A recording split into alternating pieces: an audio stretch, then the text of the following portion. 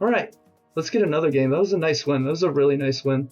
That was a really, really nice win. And I'm really scared to face an opening that I'm really not prepared against. At some point, I'm going to study the Dutch Leningrad. At some point, I'm going to do it. I have not had the chance to do that right now. My focus is on learning the Birds opening. That's kind of the new opening I'm learning right now, which, funny enough, is very different from the Dutch Leningrad, which is even though it looks kind of similar because move 1 is similar, like F5 with black or F4 with white.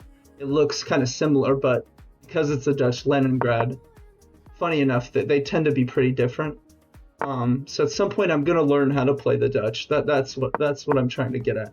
At some point I'll be booked up against things like the Staunton Gambit. At some point, because the Staunton Gambit's like very, very dangerous. So here I think this is slightly weird. I think I'm supposed to take here. Usually white has already played d4 in this position. Here, I think this gives us the chance to really put some pressure on white's pawns here. Like, I think this pawn on e5 in particular is pretty overextended, especially after this move, bishop to g4. How are they holding on to this pawn exactly? It looks difficult, and d4 now looks kind of difficult to achieve. Because after d4, they take back with the queens, presumably. It just loses d4.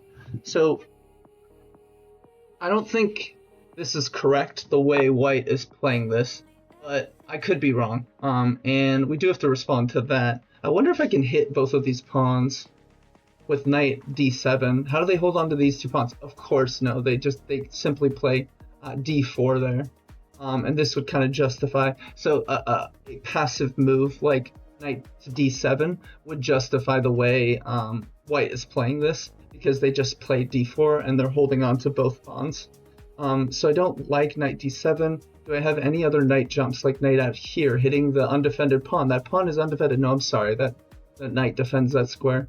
So I think I don't want to go back to c8. It's maybe not terrible, but I don't want to do that. So, without further ado, knight d5.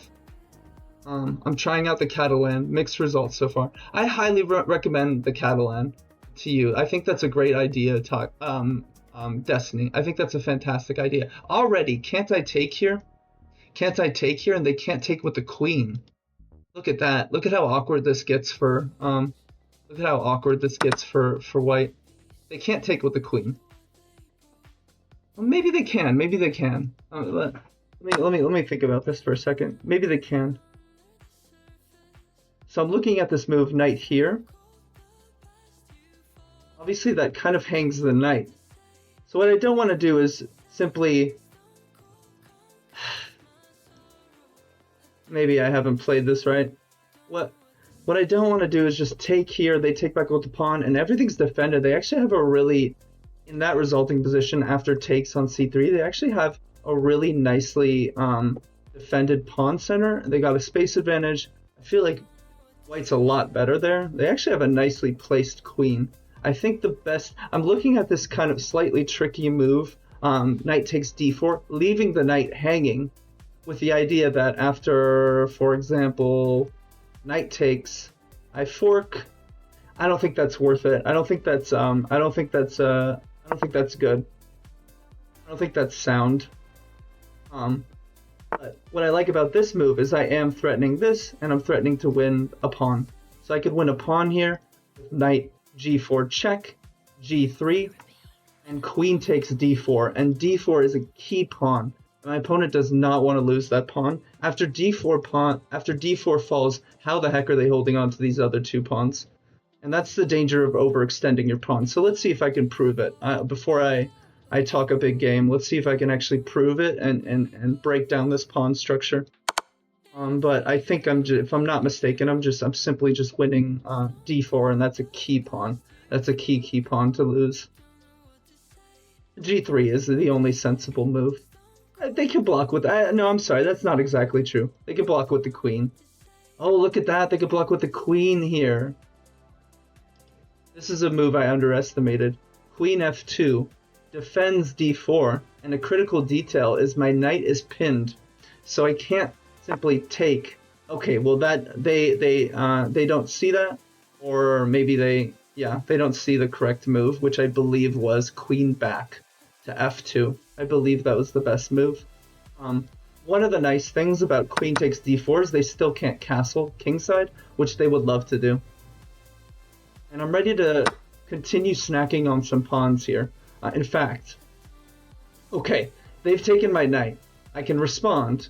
I can also consider giving a check, but then the knight blocks, and so I got to be careful about being too fancy.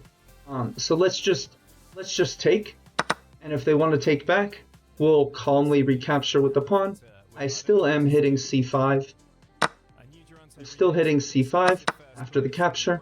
I can interrogate the bishop on the next move, and if the bishop takes, we'll have d5 nicely supported too. In fact, I should probably just go ahead and do that right away. Without further ado, let's interrogate the bishop, make the bishop make a decision. All right, they take, which is what I expected.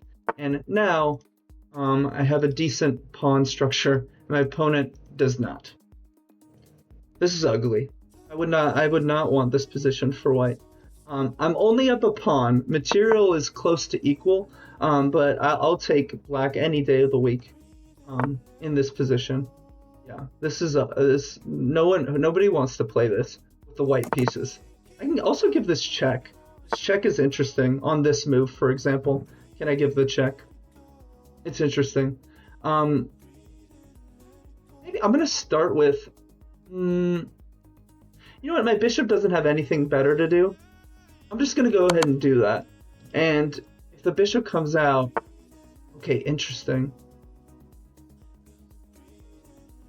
All right.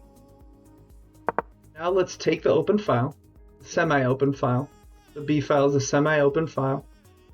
Maybe I can post the rook right here on e5 and really start to go after c5. And maybe that previous check with the bishop was a waste of time.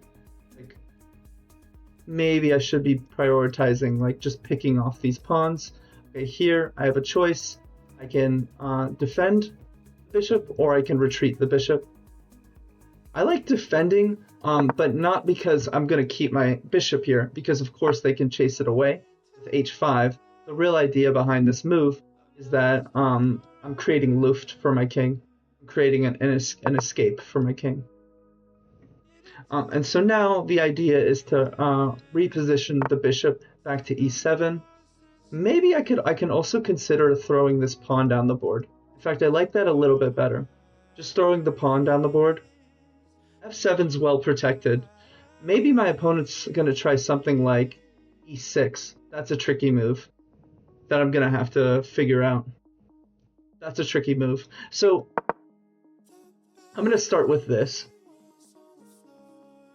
e6 is a tricky move that I'm going to have to figure out how to deal with. I'm not exactly sure. Okay, well, my opponent just backs. My opponent now playing passively, which is a good sign. We're getting my opponent to defend and sort of cling on to their material. That's a good sign.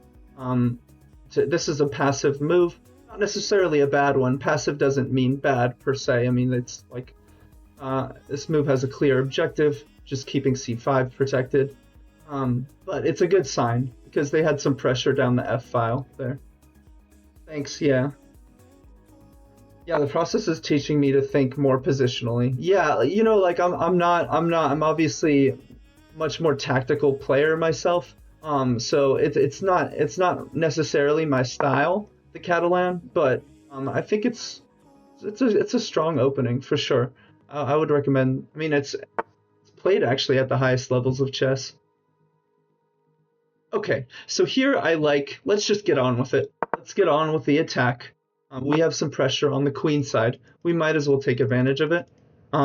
So hitting the rook again here seems sensible.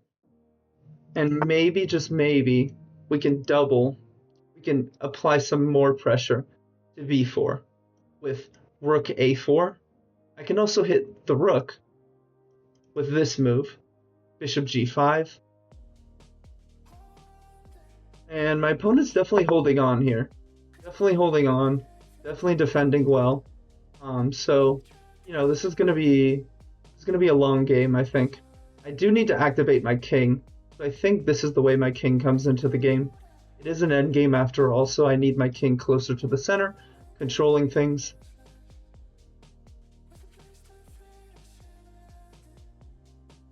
Nicole, are you still there?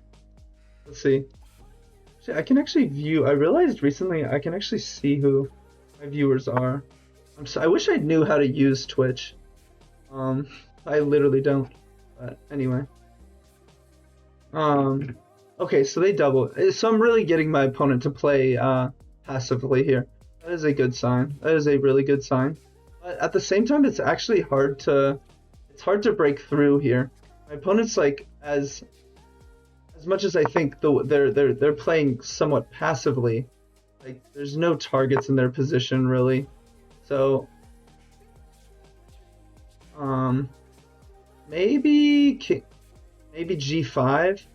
G5 is risky. I want to make sure I can always defend F7. So but they're a couple moves away from doubling up against F7. That's still a couple moves away. Like that's not going to come immediately.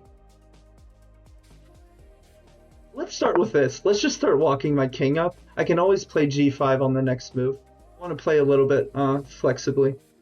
Do I use OBS to stream? Yeah, I use Streamlabs desktop. Not OBS, I guess. It's Streamlabs desktop. I don't even know the difference, frankly. To be honest with you, I do use Streamlabs. Yeah. All right. Okay. So now, okay. So they're activating their king. I can give this check. Not sure it accomplishes all that much.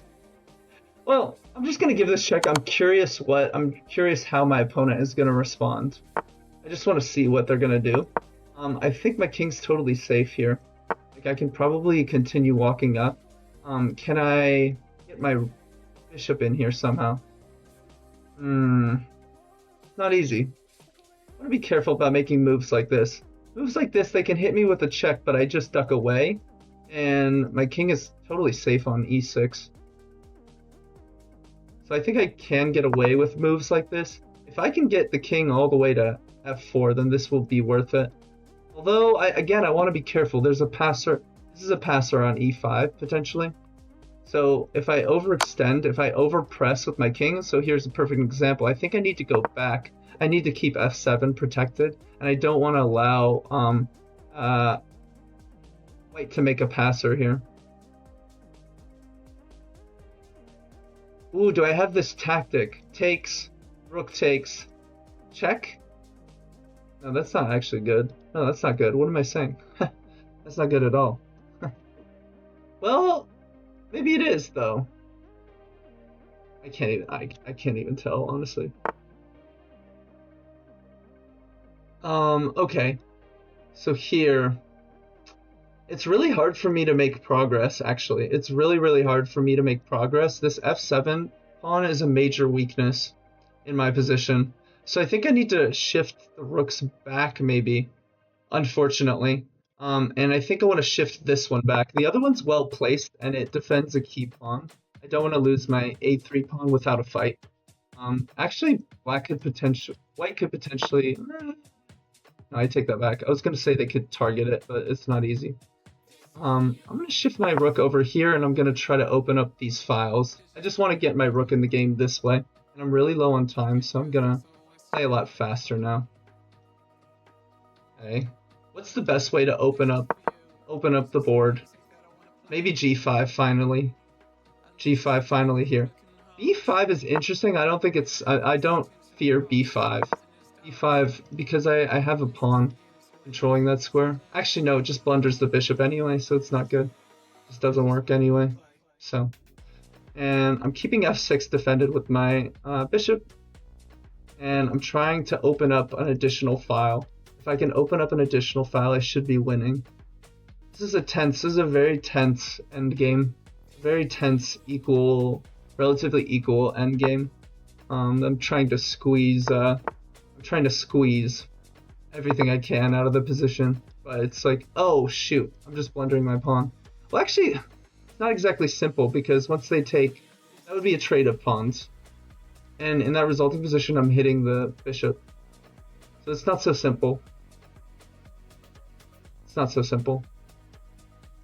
The problem is, either way I push these pawns, I'm just losing. Okay, so now they defend.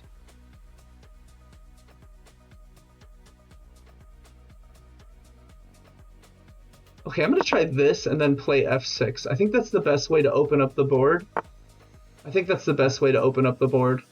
f6 takes. Okay, we're gonna get some trades. Can they give me a check? Yes, but it's not scary. I don't think. My king can always duck back. So I think I can get away with this. Actually, if they shift the rook over immediately, maybe I can consider playing f5. Yeah, okay. And right on cue, they play e5. I'm sorry, they play rook e3. And now suddenly I don't want to deal with this shenanigans.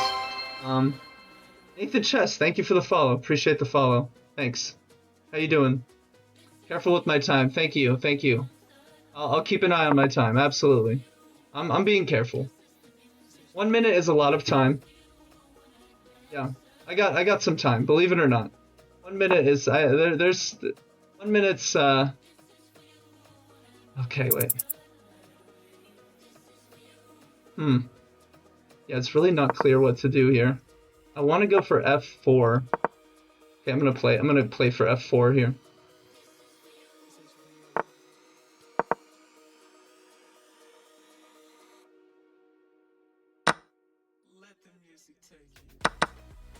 Oh, that was just bad, actually. That was just bad. That was just terrible, actually. That's okay. Maybe I can hit the bishop on the next move. Can I try that? And I'm just trying to play as actively as possible. I'm trying to play actively. Severing the bishop's connection. Oh! Nice little tactic. They can't take. They actually can't take. They can't take that rook. Because we promote, and my bishop defends the promotion square. So if I'm not mistaken, and I might be mistaken, I'm just winning a piece because they can't take there. If I'm not mistaken. And 42 seconds is an eternity. I should be able to convert this up a piece. But hey, you never know. The good news is my opponent's clock is running down too, so I'm gonna focus in. I'm gonna focus in for the next 42 seconds and try to bring home this W. Talk a little less, yap a little less, and bring it home. Fortunately, my opponent's clock is ticking down too, but this should be a relatively straightforward win. They can give me checks for an eternity, all they want. They can give me checks until the sun goes down. I don't think I care because the thing is they have to give up a rook. So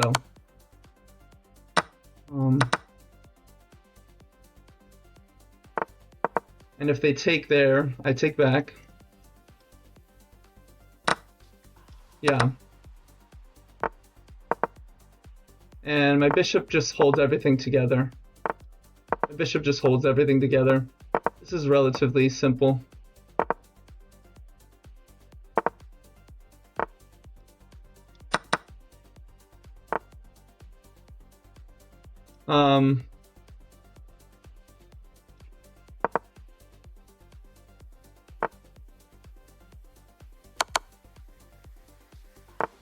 Yeah, all right. Game is over.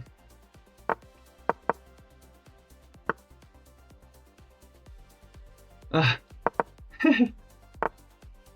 mean, the game is over. What can I say? I'm just gonna make a second queen. Obviously this is totally winning every which way, but I'm just gonna make a second queen because it's easiest for me. So who cares? And just do the ladder checkmate. Who cares at this point? I mean, 15 seconds is an eternity. GG's. Big win, guys. Big win. Big win. Yeah, Nathan Chess, we can play. Absolutely. Yeah, I am not a GM. Nathan Chess, we can absolutely play. How about I'm going to analyze this game quickly, as I always do, and then we can play afterwards. How about that? That's a big win, guys. It's a big win, honestly. And I thought I did a good job like squeezing that position because it was like it felt like pretty equal for a lot of it. And got him in the end game. That was a nice tactic near the end there. This is a pretty normal. This started out as a normal Alekhine, but they went for this strange line of playing f4 here, and f4 is a mistake. But apparently I didn't play correctly. Apparently I play c5 here, and I really clamped down on e4. So now, d4, excuse me. Now if they ever play d4, I just take, and if the queen recaptures, now I'm hitting the queen again. So I've got easy development. I'm ready to take here on e5, and you know, white's center is like kind of falling apart here. That d4 pawn is a key pawn. So this is a strange line that I've seen before. I've actually had this many times before with this f4 move on move 5, but it's not good. Apparently I didn't respond correctly. Apparently c5 is the best move, but I think takes is decent too. Just simply taking on e5 is decent, and the reason is because we just have easy development. No, this isn't correct. Oh, c5, key move here. Look at this, guys. c5 just clamping down on d4 and b4. This is a key move here. Yeah, of course. We have to get the c pawn out first, and then the knight comes in behind it on that beautiful square of c6. So this makes a lot of sense. I did not really make my opponent pay in the way I could. This is just a very awkward pawn structure, a very awkward way to set up this position, and I didn't quite make them pay for it, but I was able to win a pawn eventually. Knight c6, knight f3, in the knight, c5, knight d5, and apparently white's got an edge here. So I didn't find the key moves. White has an edge here because they're able to just support the center. d4 is inaccurate. I don't know how. How is that inaccurate? Apparently I'm just supposed to proceed with my development. e6, sure. Just opening up this diagonal for the queen. Queen can find a better square. Also opens up this e7 square for my dark squared bishop. Sure, e6 was a move I was going to make anyway. My computer really wants me to do it here. Sure. Instead I took, and already it's kind of hard for white to hang on to things. But my knight is hanging, so I have to defend the pawn. e6, and look at that. Knight takes d4, leaving the knight hanging, which is the move I was considering, by the way. This is the other move I was looking at, sacrificing the knight, and that's what the engine wants me to do. But what happens if queen takes, knight takes, and now the knight's threatening a fork? No, this isn't the way to play. Apparently I give this fork here. I give this fork here first. Okay, right, that makes some sense. And when they trade queens, maybe I can take with the rook there. Interesting. So this is a funny tactic, which I saw. I just didn't. I didn't want to go for it. It didn't look amazing to me. But already here, white's pawn center is falling apart, and I think the key move that white has to find here to maintain equality is the move I called out during the game, which was queen f2, which blocks the check and defends d4. And a key detail is, of course, that my knight is pinned, so I can't take that pawn thinking that the knight is going to defend. That's just a free queen, thank you. White's up a queen and is going to win the game. I honestly didn't appreciate this move when I played queen h4 check, but they didn't see it. They didn't make me pay. g3 is a big mistake. Black's got a huge advantage. It's minus 2.4. Black's got a huge advantage. And here I thought about being like kind of fancy, like maybe giving this check or something, or taking a pawn and just not, I don't know. Instead I just played simple chess. I recaptured the knight, and we got some trades, and I'm just up a pawn in the endgame. Apparently I had a better move here though. Oh, apparently I take back with the pawn. Very interesting. Oh, so I could have kept the computer wants me to keep the queens on the board. And this makes a lot of sense. My queen is a lot, like, white's position is a lot more precarious than mine is. And their king is in much more danger than mine is, which means that I should be the one keeping the queens on the board, because the queens are the most powerful piece, I can potentially deliver checkmate in short order if white's not careful. And look at how my queen just slices through the position. White's a ways off from getting castled, or even just getting their king to a safer square. I mean, so very interesting. Yeah, I should have just taken back with the pawn. Instead, I allowed the queen trade in, and white can diffuse all the tension and just play down a pawn and hope for the best. But I thought the ensuing endgame I played pretty well. We just, reoriented our pieces. I castled. I gave a check. I occupied the open file. My opponent threatened my bishop. I created some luft and defended the bishop at the same time. I prepared to double on the b file and pressure the c5 pawn. I pressured the c5 pawn with my bishop. I think a5 is a great move to throw in here. I'm trying to create some weaknesses in white's pawn structure. I'm trying to leave white with a weakness on b3. So if I can get this pawn down to a4 eventually, I played a4 on the next move. If they take, well, I'm gonna, yes, they're up a pawn, or I'm sorry, they've equalized material in this position, but I'm gonna pick these pawns off pretty easily.